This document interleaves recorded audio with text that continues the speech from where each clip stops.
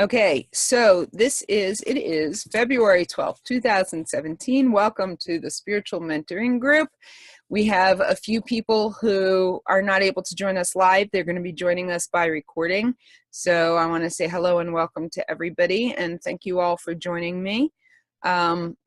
This week's Parsha is called Yitro, and in English it would be Jethro, who is the father-in-law of Moses, of Moshe, right?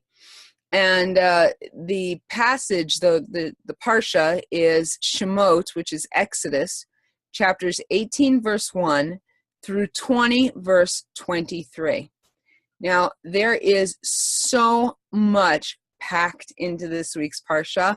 I couldn't even figure out where to begin. I'm going to actually keep this a very short Devar Torah, but there are a couple of things that kind of stood out. Now, this week's Parsha opens with the story of Moses' father-in-law, Yitro, right? Moshe's father-in-law, Yitro, bringing his wife, Tzipporah, and sons, his two sons, back to him.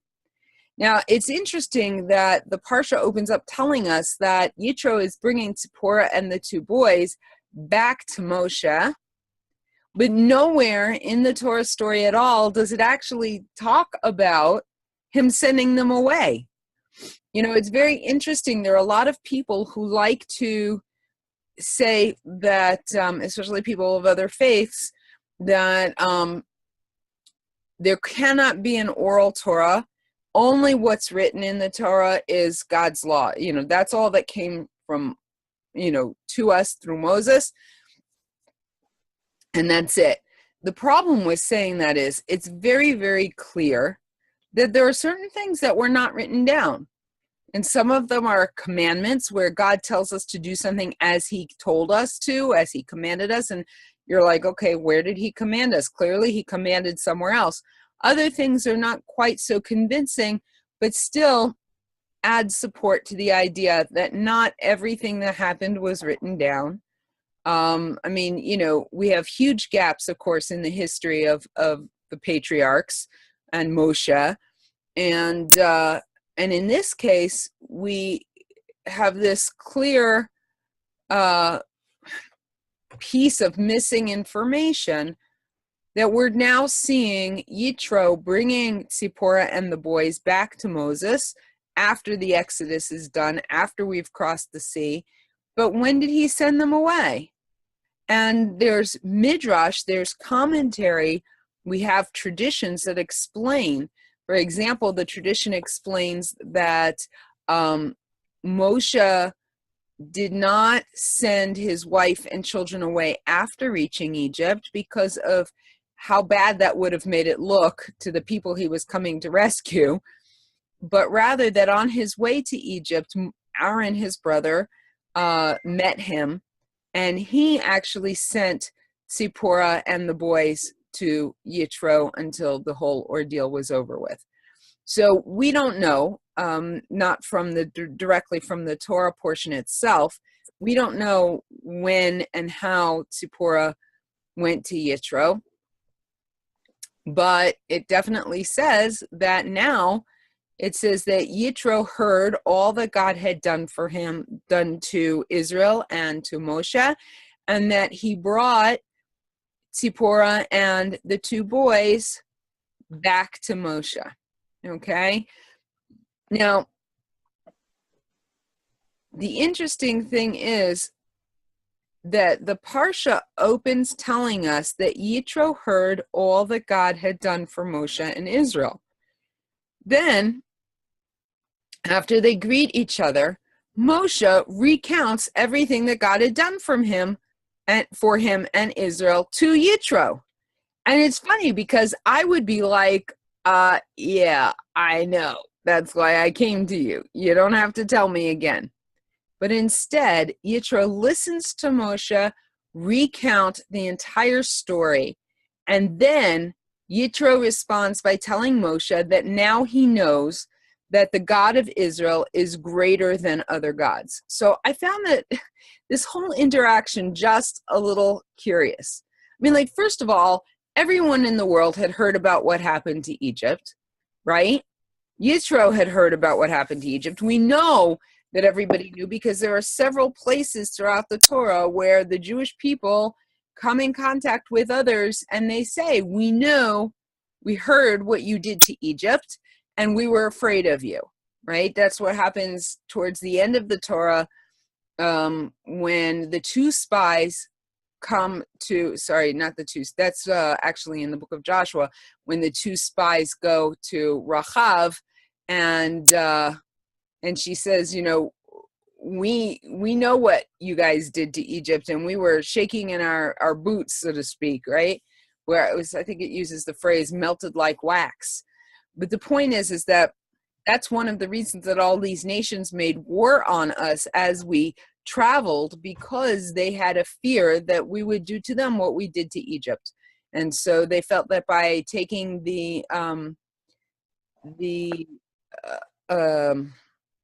God, I hate getting older. I lose words all the time.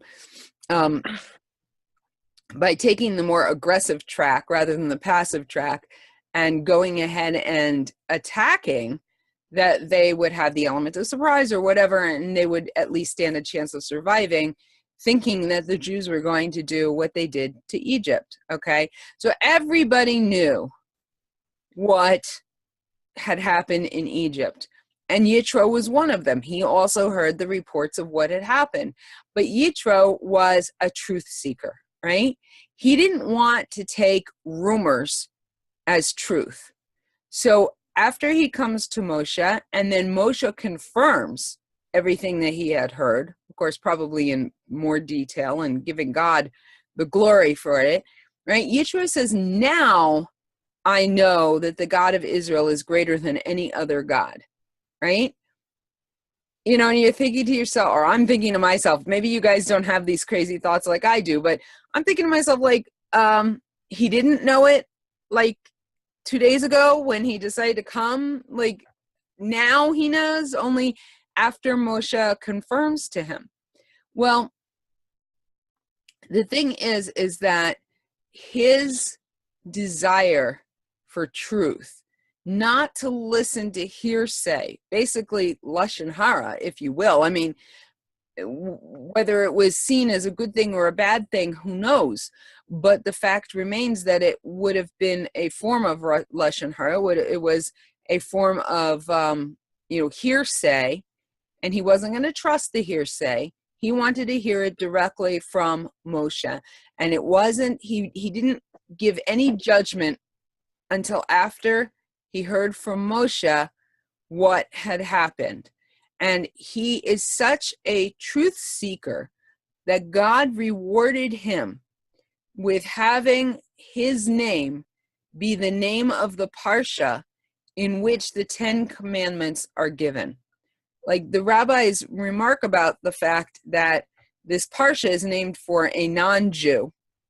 And I'm not sure if you're familiar with this, but apparently Yitro is the forefather. Well, we know from the Torah and the Tanakh that his descendants are called Kenites, or Keni.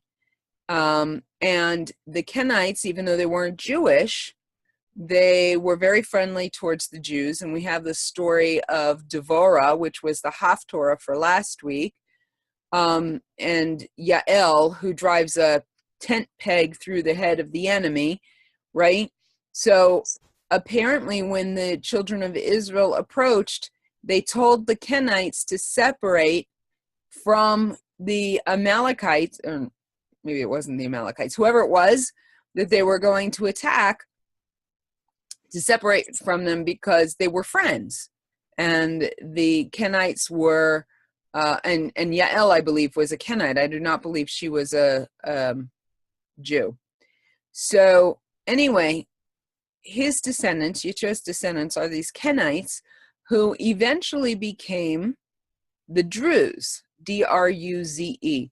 Now, if you're not in Israel, I'm not sure, I don't know if you're familiar with who the Druze are, but the Druze are Arabs in this area, in this part of the world. They're not only in Israel, they're in other countries as well, but we have a population of Druzim in Israel, and they are known for being friends with Israel.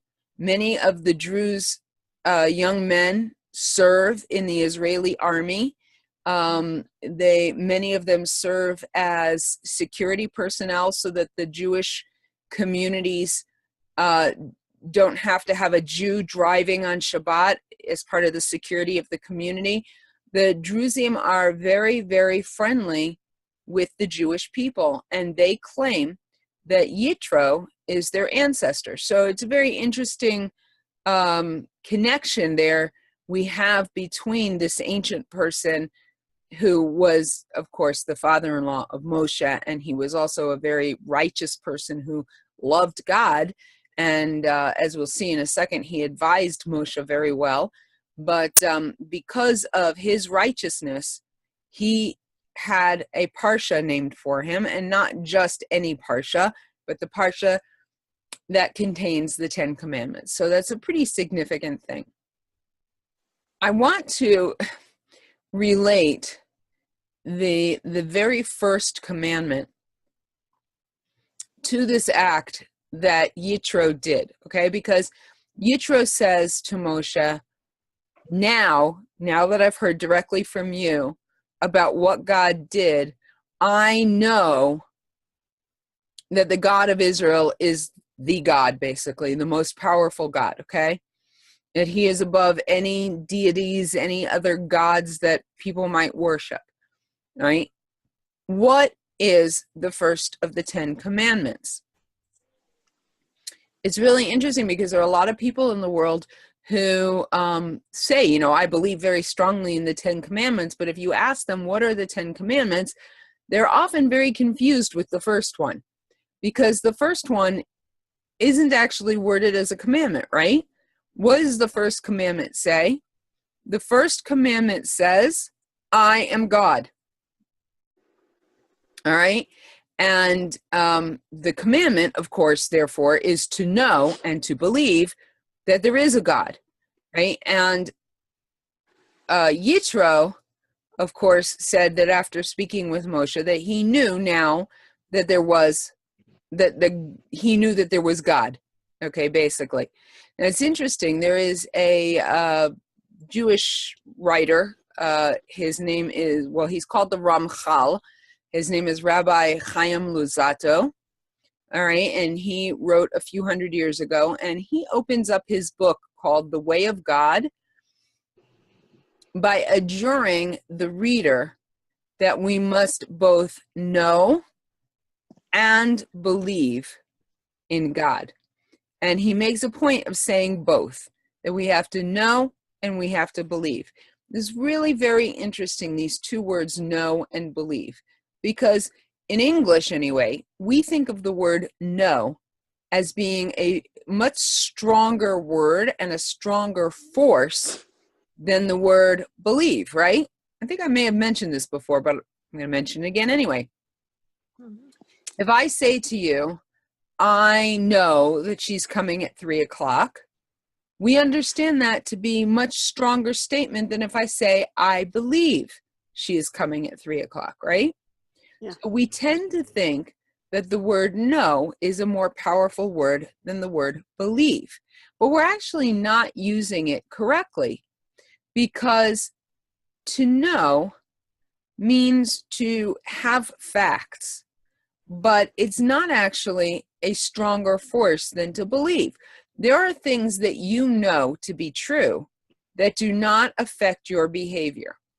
People who smoke know that smoking is bad for you, but they still smoke. People who eat junk food know that the junk food is not good for them, but they still eat it, right? There are lots of things that we do that we know, but still does not affect our behavior, right?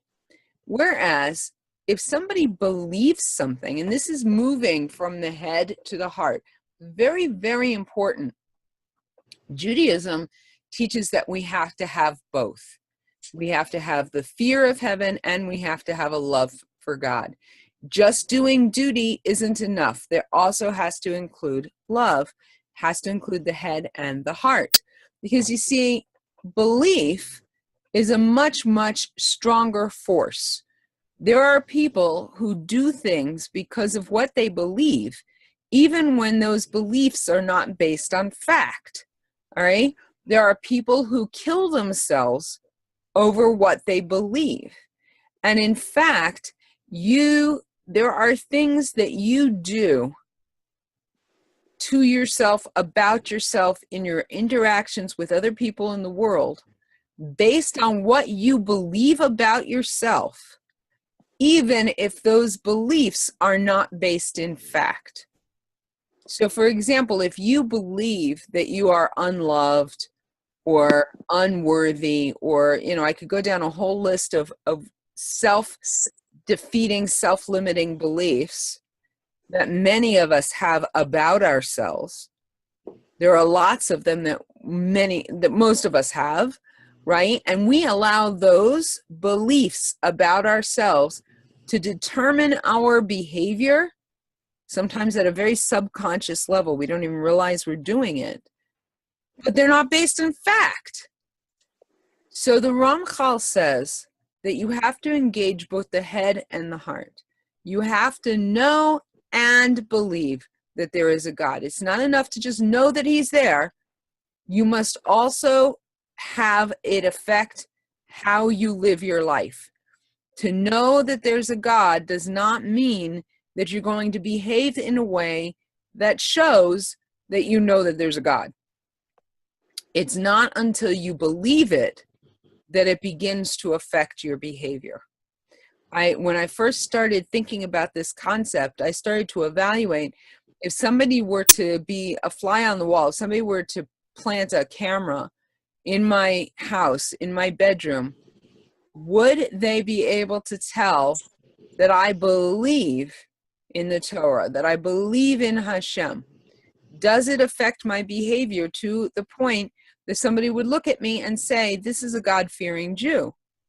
And it's a very important thing for us to stop and actually evaluate, that aspect of, do I know that there's a God, or do I also believe that there's a God? Am I simply acknowledging it, or am I making it make a difference in my life? Am I changing my behavior as a result of that belief rather than just knowledge? Okay? So God says, I am God.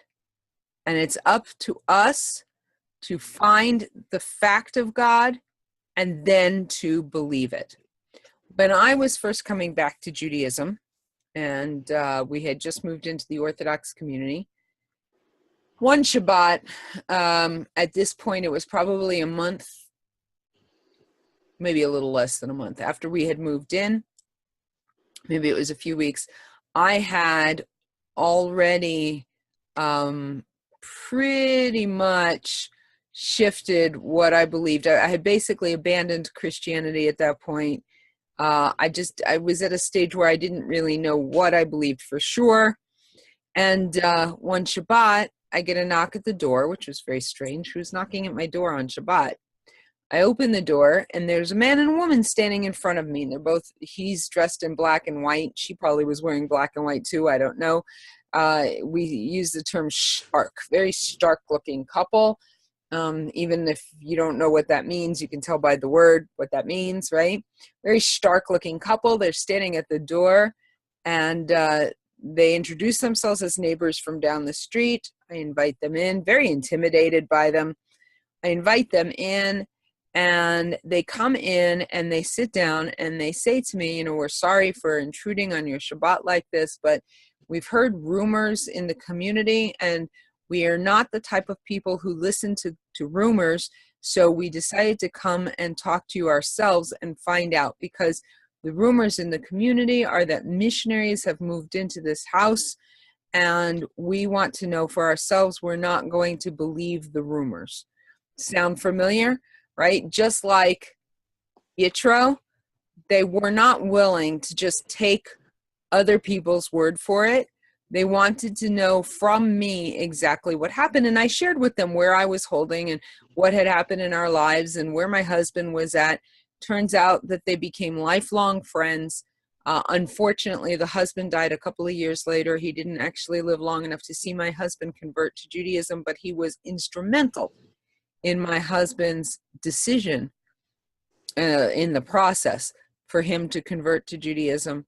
When Pinchas converted and he and I had a Jewish wedding, I actually wore her veil under the chuppah. And in fact, I had lunch with her daughter, who is now grown up, who was only 12 years old at the time. But she just recently made Aliyah to Israel, and we had lunch together and had a wonderful, wonderful conversation. And I shared with her how important her father was to us and what an impression he had made on my husband and how influential he actually was in my husband's conversion. So I think that the thing that we can really take from this is this idea that we don't listen to rumors, but we explore for ourselves, and that we have to learn to engage our heart as well as our brain in our faith, to not just know that there is a God, but to also believe that there is a God, so that it actually affects the way that we live. Okay, before I go on to the second part of the class, does anybody have any comments? Isn't it really the other way around? That you believe that there's God, but you're not really sure that there is. I find that's... Well, right. It requires, there's definitely, this idea that knowing that there's a God, you can never know for sure, right? It does include an element of faith. There is a leap of faith involved in the idea of belief. But the thing is that there are people who say, okay, the evidence, the preponderance of evidence is that there is a God, right? I see the intelligence in creation. I see the answer to prayers. I see divine providence. Those are all fact-based. I mean, yes, because we're talking about spirituality, there's always this element of the unknown, but it's fact-based. It's all in our head. We have this Torah. It was passed down from generation to generation. That's all in the head. And there are many, many, many Jewish people whose entire service to God is purely rooted in their head. I know that this is what's been passed down. It's what's right, and it's what I have to do. But there's no heart to it. It doesn't, and sometimes it even doesn't affect how they live their life. They may do certain things in public that they don't do in private, or vice versa. So I think that even though the idea of faith is really is belief, many of us in the Jewish world especially, we engage our brain and we don't engage our heart, and we live our relationship with God from that place of duty, but not from the place of love. Does that make sense? I had something I wanted to share and maybe ask. Yeah, sure. So we've had my son, who is he's 16, and he has moderate autism, maybe severe, depending on who you talk to. He's very verbal. He's very good at expressing himself verbally sometimes, but he's been really struggling with the idea of faith. And he prefers to think of Hashem as a watchmaker. He created everything, he set everything in motion, but that he's not interested in being involved in what we do every minute of the day. And I actually wrote a blog post on that. Did you? Yeah. Some people recommended to me the book, The Garden of Emunah, which we started to read together as a family. And we got through the first chapter, and my son Yitzhak came to me and was crying very hard. and saying he didn't want to read this book, he didn't want to think about Hashem this way, because I have this adipose disorder, this autoimmune disorder, and maybe Hashem gave me this illness to make my son believe. Maybe that's why I was so sick, and it seemed to him like I had gotten sick recently. I've had this disease for many years, but it's just kind of started to affect my life, and I was in ICU not too long ago. You guys know Right. that. And, and so he was saying, I don't want to think about God, punishing you because of my lack of faith. And so I'm kind of at a place where I don't know where to go with this kid now. So if I can recommend, I have a video, I also have it on audio, answering that exact question. How can we know for sure that God loves us? And if he does love us, why do bad things? Well, I mentioned it a couple of weeks ago, I think. Yeah, you did. So rather than punishment, because I know I'm on the verge of really heresy almost in my opinion of this, but I really don't think that God punishes his children who believe in him and are serving him in this world. I do believe that there's a cleansing process that happens after we die, but that I think that everything that happens in this life that we would call bad, that is negative, is designed for one of four purposes. None of those four purposes are punishment. One of them is that it's a natural consequence from a choice we make. Now, if somebody has a problem with weight and type 2 diabetes, not type 1, then you could say it's the natural consequences of the choices that they make in the way they eat, right? But even that, I wouldn't call punishment, because I don't believe that God gets joy from watching us suffer. What kind of a God would that be?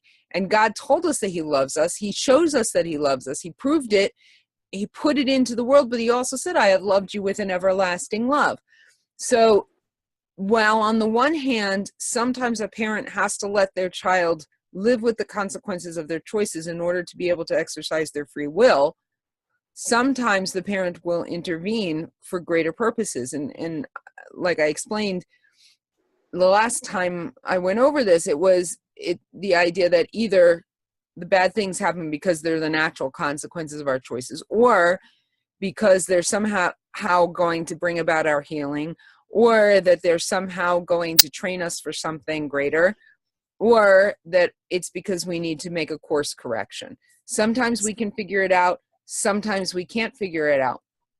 But even if you're getting sick is to help your son come to faith in God in a way that it otherwise wouldn't, that's not a punishment for you. It's something that's going to bring about, in the end, greater joy, right? Because I suppose that some of us wouldn't want to trade physical disabilities for our children and their faith. But like, I know that for me, if I knew that the physical issues that I'm dealing with were going to bring my children closer to God, I would be willing to suffer that, at least to some degree. So, so even that, if we look at it from a different perspective, we see that it's not punishment. Rather, it's going to bring about a healing to your family and to your son, or they may not have anything to do with it. There may be some other greater reason why Hashem is allowing you to go through this, which may or may not have anything to do with your son. But he needs to understand that there's no reason why God would create us and then cause our suffering. Like, why would he do such a thing? Why bother? Why bother creating us the way he did? It's counterintuitive. because if we're made in the image of God, and this is something that's unfathomable to us, right? We would never want our children to suffer. We wouldn't bring children into this world to suffer. That's one of the reasons that so many women who find out that they're carrying children with very bad diseases struggle with the issue of abortion, right? Some of them, they don't want to kill their child, but they also don't want to give birth to a child who's going to suffer their entire life. And it's this horrible debate in their head of what to do, right? Yeah. Because no normal person would want to give birth to a child just to see that child suffer. And since we're made in the image of God, if that is the normal way for a parent to be, we can assume that God would not be that kind of a parent either, that he wouldn't create us for the purpose of suffering, right? So if we are suffering, it's because there is some greater good that's going to come out of it. And again, we don't always know why, and doesn't necessarily alleviate the pain, even knowing that it's got a greater consequence. At least psychologically, it should help us to endure it until we can get beyond it in one way or another. So I don't know if, that would help him, but try to help him to reframe the entire thing, not as punishment. God doesn't want to see you suffer, but rather as a process that will lead to healing in the family. Yeah, I'm very grateful that he's been able to express this to me, because I knew that there was some block keeping him from wanting to study and wanting to learn mitzvot and things, and I didn't know what it was. So I'm glad at least to know what it is now. Yeah. But for sure. but yeah, I'll watch. I've watched that video before. I think that might be good for him. I'll watch it with him, and I'll let you know how it goes. Okay, sounds good. Thank you for sharing. Anybody else have anything to say? No, I did want to share something, Penina and group. My husband and I, when you're talking about coming from the heart and making that connection at that level, and my husband and I were talking in retrospect over the family, and we're early 70s, and we look back at his parents. No way! I don't believe that for a minute. No way! 70s and looking at making Aliyah. So. Wow. But we were looking at his family and saying, okay, you look where his grandparents came to this country, and they were observant because that's all they knew, to the degree. Then they had to work for a living, and they're in America, so they work 7 days a week. But their children were brought up with some connection. There was only Orthodox then. Right. They went to services. His grandfather was a cantor. You see the next generation that drifted further away. And then you see everybody in our generation and younger who we're the only observant people, and we've come to it in the last 5 years. So there was no heart connection. People did it out of habit, and there wasn't enough to keep them connected when you saw the pull of the greater society, assimilation, everything else, unless something grabbed you, something opened your eyes to find it for yourself and make that heart connection. But we've just seen everybody drift away. So we're the nuts in the family at this point. Well, I'm glad you made that decision, certainly. It's very true. That is the problem, is that if there is no heart, then you don't have anything of value to pass on to the next generation. Right. Why should I follow a bunch of rules that have no meaning to me, that have no relevance to me? If a person is serving God with their heart, with joy, and it's meaningful, the children pick up on that and they absorb some of that. Enthusiasm is contagious. And it's extremely important for the continuity of the Jewish people that we re-emphasize this idea that the heart has to be engaged in the process. It's not good enough for it just to be about the head. Yeah, I hope we're very contagious. I'm sure you are. Okay, thank you for sharing that. Wow. Okay. Do we have any other comments? Okay, then what I'm going to do now is I'm going to shift us over to the last section of the morning brachot. I can't believe we're actually going to finish it up tonight. Maybe. It depends, because we only have about 20 minutes left. So we are on session 4 of Moda'ani, right? And just for the sake of everybody, I will share again. Okay. Moda'ani lifanecha. Grateful am I before you. Melech chai v'kayam, living and eternal King. Shehechazarta bi nishmati, who has returned my soul within me. Bechemla, in compassion. Rabba emunatecha, great is your faithfulness. All right. Sleep is a very scary thing. I know, it's hard to believe. I don't know about you, but like, I love sleep, right? But even if you try to resist it, at some point you must surrender to it. And at that point, our whole personality and our conscious experience of life basically disappears, right? And it happens whether we like it or not. We lie down and we're helpless.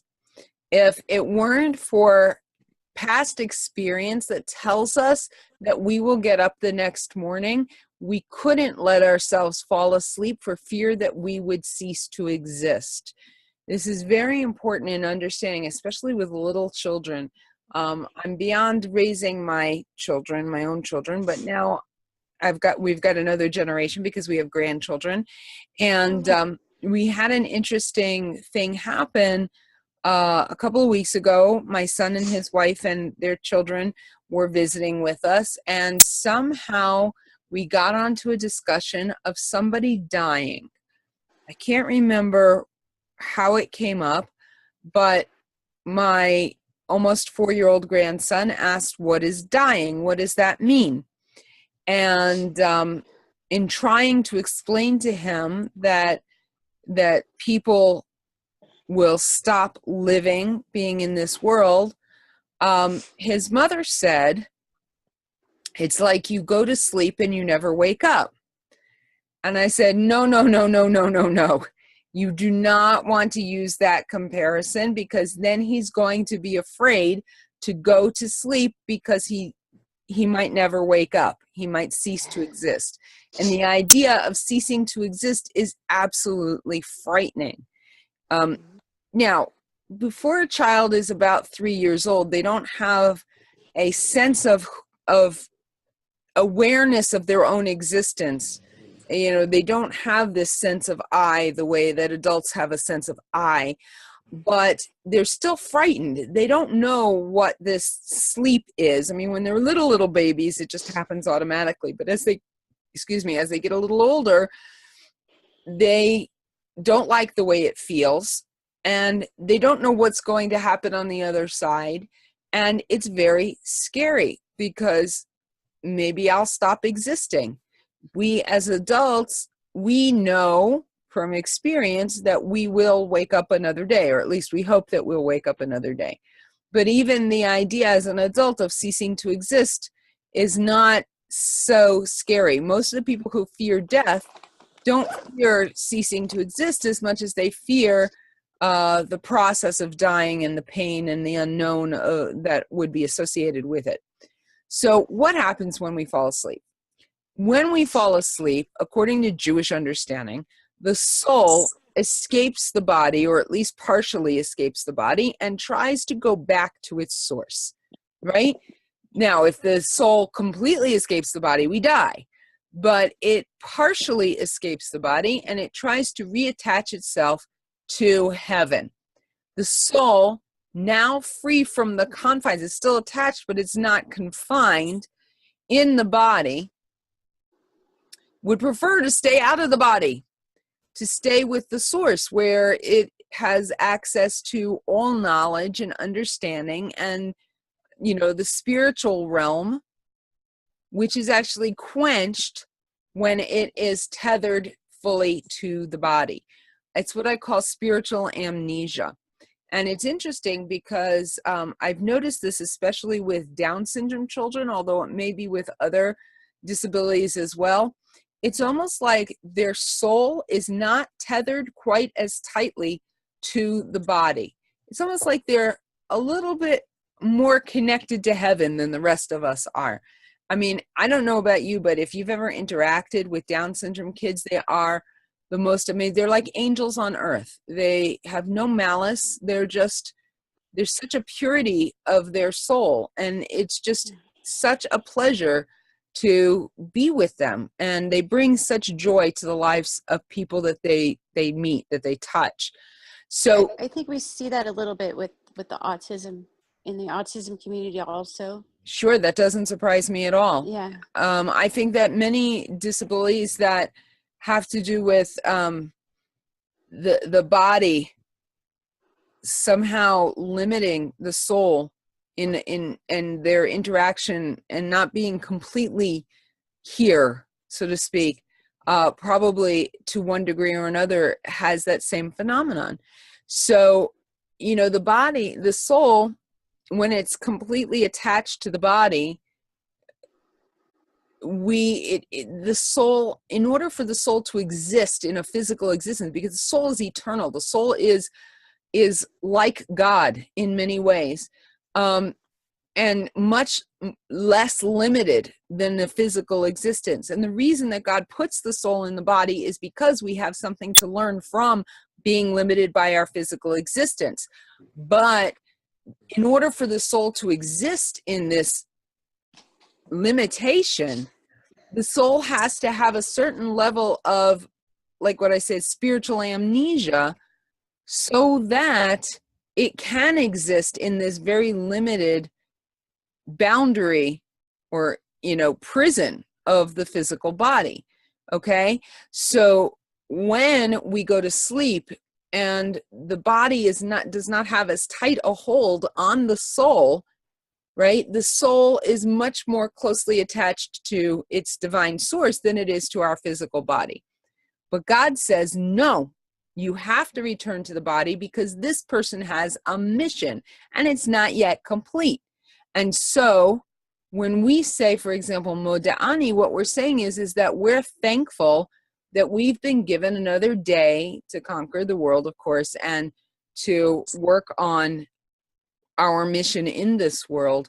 And so we thank God for returning the soul to the body, even though the soul doesn't want to return to the body is grateful because even though we are a soul who happens to possess a body, we are only ourselves when that soul is in this body. And so we are grateful that God has given us back our souls so that we can continue our mission in this world, because we have something to learn and we cannot go on to the next level. We can't graduate until we've accomplished whatever that mission is on this earth. Then the soul will be completely released and we'll be able to move on with our existence as a pure neshama instead of having to suffer being imprisoned in the physical body. Okay? Now, in Jewish literature, the soul is compared to the flame of a candle. Have you ever noticed that the flame is never absolutely still, right? A flame flickers. It's always moving. It's always trying to actually reach upward, even as it's burning the fuel underneath, right? Fire defies gravity. In fact, it's the only one of the four elements, right? You have earth, water, air, and fire. And it's the only element that actually defies gravity. Its nature is to head heavenward. The flame acts as though it wants to jump out of the candle. Why? Because the fire is always trying to reconnect with its spiritual source out there where the gases live. Of course, if the flame would succeed in jumping off the candle, what would happen to the candle? Candle would go out, right? That's why the soul is compared to the flame. The wax is like the body, and the flame is the soul. The flame is the soul, which is trying, constantly striving to abandon the candle and connect with its source. But that's impossible, because when the soul completely disconnects from the body, it goes out and it dies as well, because the soul has to be connected to the body. So there's a conflict. The soul is constantly striving to move upwards, while the body restricts it. The body holds on to it. That's one of the explanations that's given why Jews shuckle, the term for, you know, how when we pray, we go like this, right, back and forth. One of the explanations as to why it's so natural for a Jew to do that while they're praying is this idea that while they're praying and they're connecting with heaven, the soul is pulling them forward and the body is pulling the soul back, and the soul is pulling them forward and the body is pulling the soul back. And that's why we have this action as we pray, as we connect with God and as we pull back on the soul. All right. So, because obviously if the soul left, we'd lose consciousness, and that's not something that the body wants. So there's this tug of war, a movement upward and a pull back downward, like a heartbeat almost. When we sleep, we don't die, but we just lose consciousness. So like I said, our soul does not completely leave our body. It's just disconnected enough to allow it to connect to the source. Sometimes during our sleep, we experience that tug of war. Have you ever had like a really restless night's sleep, right? What's happening is you're kind of pulling back into consciousness just a little bit, and then pulling out of consciousness and pulling back into consciousness and pulling out of consciousness, right? In order for us to gain consciousness, though, our soul has to become completely reattached to our body. And so when we become fully conscious, that's what's happening. We finally, I guess, won that tug of war, and our soul reconnects to our body. Okay, so that's why we say, Moda ani, I am grateful, Shehechazarta bi, Shehechazarta bi. All right, you have returned within me. The soul has come back to me. It's refreshed, and I have another day, another chance to make some peace between my soul and my body. The next term, all right, so the next word, what has he returned within me? My soul.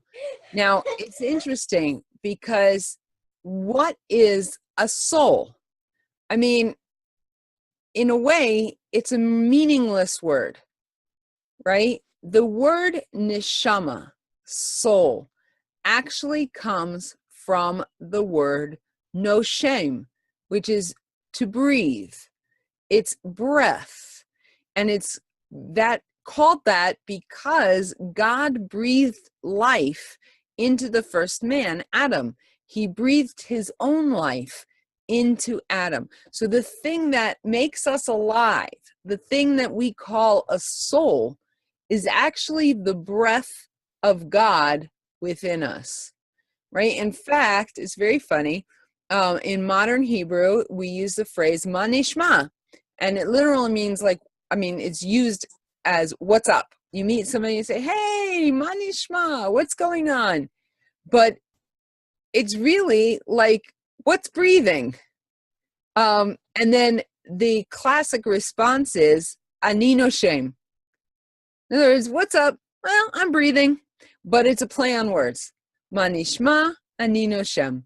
Or neshem, depending on if you're male or female. But the word for breath comes from the word for soul, or rather, the word for soul comes from the word breath, because God breathed a part of himself into us, and that is what animates us. That's what makes us alive.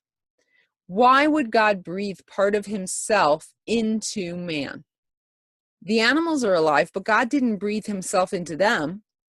So 2 reasons. One, because he wanted to have a permanent connection to us so that he would experience life as we experience it. And two, because remember, if our soul is a piece of God, then as our soul experiences life, God is experiencing that. He is directly connected because he breathed it into us. All right. And the second is because that God breath, without that God breath, we could not even comprehend God. We couldn't have a relationship with him. And God very much desired to have that relationship. So when we say that God returned my neshama to me, is that the God breath that has returned to me, that spark of life, that holiness that raises me above the rest of creation, and yet it is mine, but it isn't mine. It's not mine because it's really me, but it's not me. It's God within me. It's the essence of God within me. So this idea that he has returned my soul within me, it's a very complicated concept because he returned to me the part of me that is him. All right. Now this one, I've been thinking about this for 2 weeks now. Every time I say Moda'ani in the morning, I stop and I say, okay, Shehechazarta bi nishmati, who has returned my soul to within me, b'chemla, in compassion. Why is it compassionate that God returned my soul to me? Why is it compassionate that I live another day? In a way, it seems to me that it would be more compassionate for God to just let my soul go back to its divine source and for me to exist as a purely spiritual entity. To me, that seems much more compassionate than making me struggle in the world that I live in. But there's two aspects of this. The first one is that just as I said that nothing happens to us that isn't for our good, that, you know, is to learn something or to heal us or to get us going in the right direction, nothing that happens to us happens only for our good. So the returning of my soul within me is so that I can complete that mission that I've been given in this world. You know, have you ever watched a movie and like 15 minutes from the end of the movie, something happens, you have to pause it or whatever and go do something else, and then you don't have time to watch the end, and it's like, I gotta finish the movie. Or even if you're reading a book, right? I gotta finish the book. Even if it's a really awful book, once you get that far into it, it's like, okay, I just gotta know what happens. I just gotta finish it, right? That this idea of incompleteness is very uncomfortable for us. And so if we were to not be given back our soul before its right time, that would not be compassionate. It would leave us hanging without having finished what we were called to do in this world and learn what it is that we were supposed to learn before we can live as an eternal being for the rest of existence. So God's returning my soul to me is a very compassionate act because of the fact that it allows me to have another day, because he believes that one of these days I'm going to succeed, because he believes in me, right? I once heard someone say, it doesn't matter that you don't believe in God, he believes in you.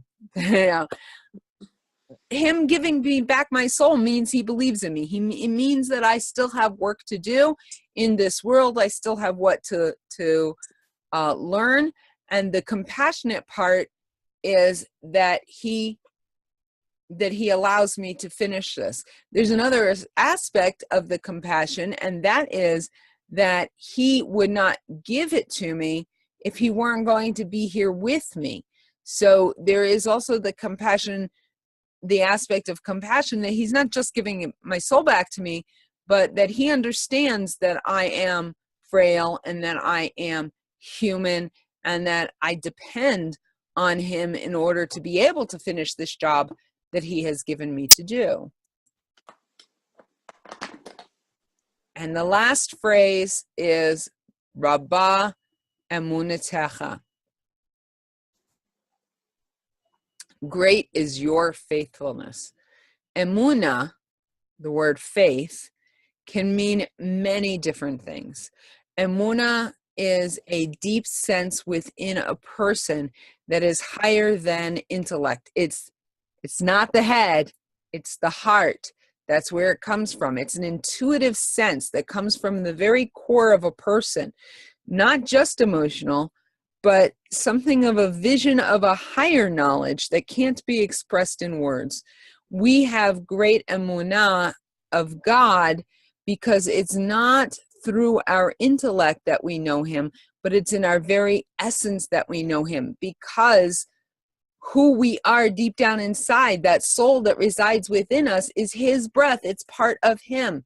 And the struggle that many of us go through, that your son, Rivka, is going through, is the body's effort to reconcile its existence in this world without, basically, without the soul. That when the soul is in the body, in order for the soul to exist in the body, like I said, it has to go through this spiritual amnesia. And so we forget that we are spiritual beings, and we tend to want to exist only in the physical world. And the other thing is that if we acknowledge that there is a God and that there is a spiritual existence, that we have a soul, then we also have to acknowledge that that we have responsibility, that we do have a calling, that there is a higher purpose for us that we need to meet. And that can be a very scary thing.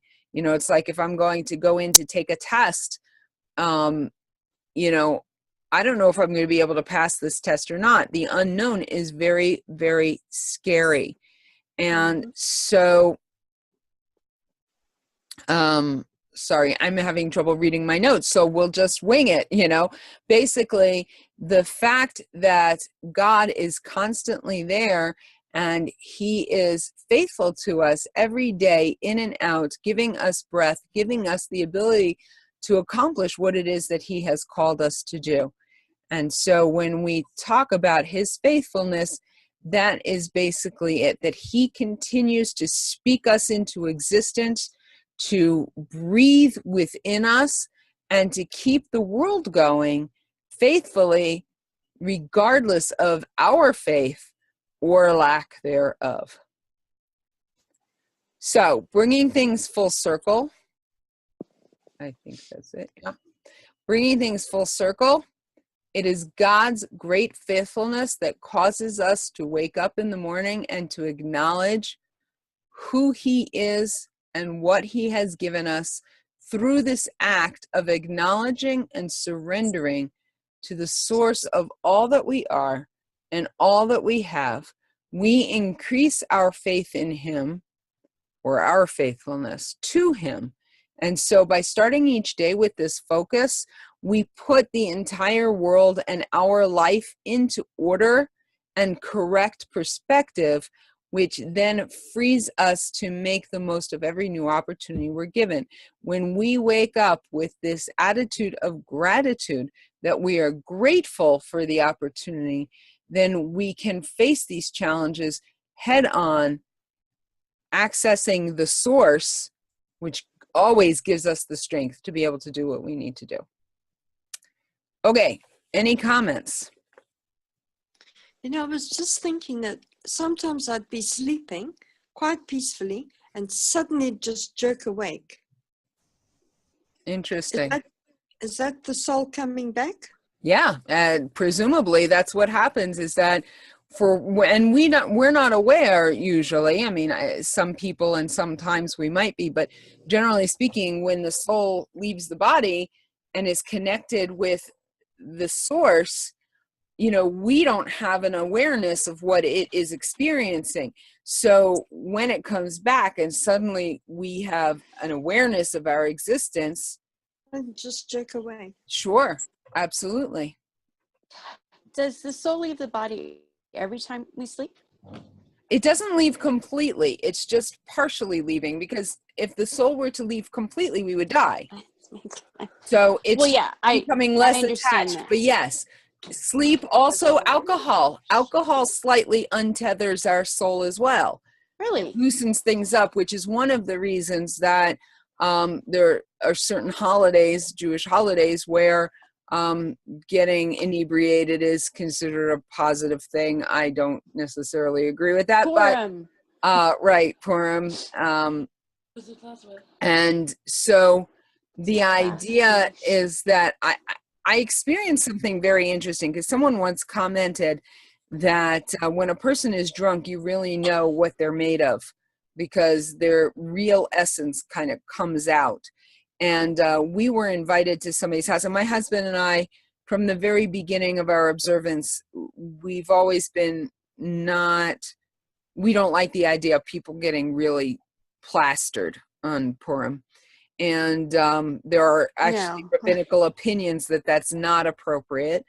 But we went to somebody's house, and their young adult son, maybe he is 24, I think, he was so drunk. It was almost humorous if we didn't hate it so much. He was so, I don't think I've ever known somebody to be that drunk and conscious. And he's sitting at the table, and he just starts speaking Torah, and he's talking about certain passages, and I don't even remember what he was saying, but I just kind of sat there, and I was like, whoa, what kind of a holy person. He wasn't holy because he was drunk, but he was such a holy person that even drunk, what came out of him was words of Torah. It's like, wow. You know how when people get really old, maybe when they start having some dementia and senility, and sometimes they start cursing at everybody, and they get really bitter and mean, and other people have the total opposite. They become very gentle and very sweet. And they say that, really at that point, there's no control. So what you see is the real essence of the person. And so the same thing when we're drunk, because the body has just a slightly less firm grasp on the soul. And so the way we interact with the world around us is different. But yeah, I think somewhere in there was a question that was answered. One of the things that I would note when the soul partially leaves during sleep, one of my favorite parts of that is I find that I have some very nice visits with my grandmother that I was very, very close to, that we have wonderful visits during sleep. You could call them dreaming, but I call them kind of extraterrestrial visits, where I get a lot of good visiting time and advice, and other people too, but she more than others, but it's a very nice aspect of it.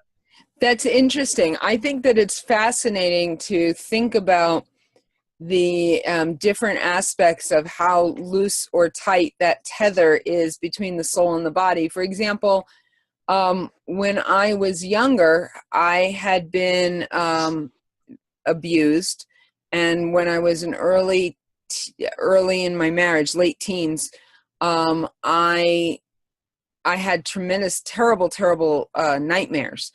But in God's mercy, as I began to heal, I actually not only stopped experiencing nightmares, but I don't remember my dreams at all, not at all. Which means that my soul, when I'm sleeping, is very loosed from my body. Whereas if you are experiencing those interactions, you have a slightly tighter hold on the soul, because you have some sense of consciousness of what happens while you sleep. Whereas I have absolutely no sense of consciousness whatsoever. When I sleep, I remember nothing at all. Rivka. My father died in August, and I'm sorry. we kind of experienced what you were talking about. Thank you. It's been very, very hard for me. I was very close to him. he became very, very sweet. He developed dementia, and he became very, very sweet and loving. And he started seeing his mother, and you know, he would make reference to, you know, going upstairs to see his mother, and, you know, why couldn't we all go with him? And there were no stairs in their apartment or anything, but, you know, whatever it was that he was seeing. And the morning that he died, he got up, and he was Catholic. So he knelt down in front of a chair to pray, and he died in that position. Wow. But I thought it was really, you know, interesting, because he was not that he was a mean man or anything. You know, we had kind of a stressful relationship, but, you know, at the end there, you know, all of that got healed because he was so sweet and just so loving to everybody.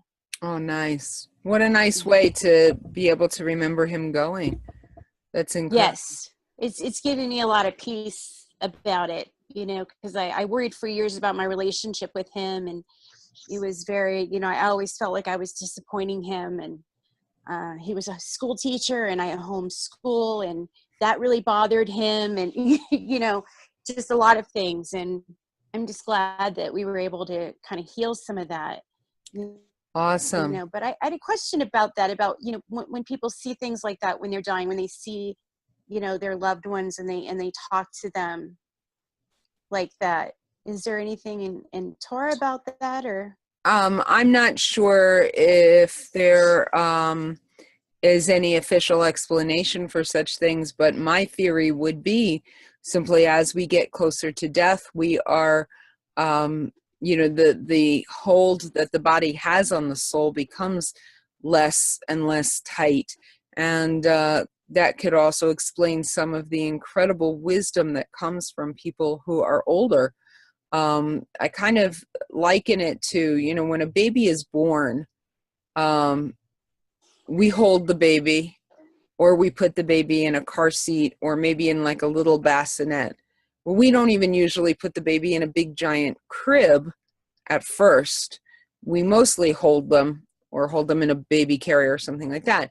As they get a little bit bigger, you know, we'll give them a little bit more space and a little bit more space. And then eventually they get a little bit bigger, and we're able to give them a bed that doesn't, you know, have sides on it. And, you know, they're allowed to come out of the room, whatever. And as they get older and older and older, the boundaries get much bigger and much looser. And I kind of see life as being a lot like that, you know, when we're born, our soul is very tightly attached to our body. And as we get older, that boundary gets to be bigger and bigger and bigger, to the point when we are getting near the end of our life, the connection that our soul has to the source is much stronger than the connection that it has to the body. And so we see a tremendous amount of wisdom that comes from our elders, and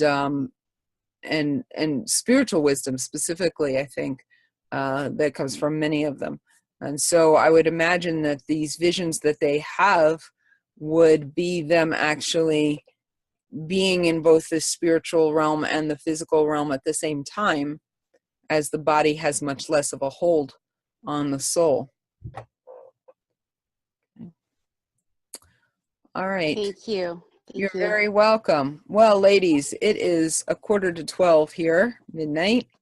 So I'm going to wish you all an amazing week, and thank you.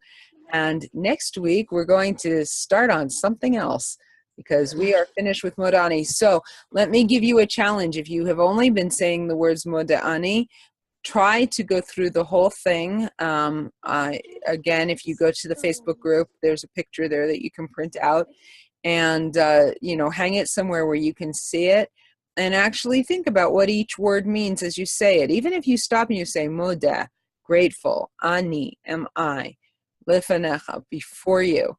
I mean, it still won't take more than 2 minutes to go through the whole thing.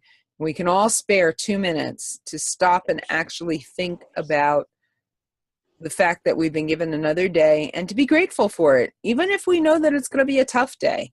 You know, I don't know why my days are so tough, Hashem, but I'm going to be grateful for it anyway and ask you to help me to see the good in the challenges this day and to help me to be able to be grateful and you know, to do what it is that I was called to do in this world. Okay? Okay. All right, awesome. Thank you so much for participating. I will see you next week. Excellent. Okay, good night. Bye. Good night. Good night.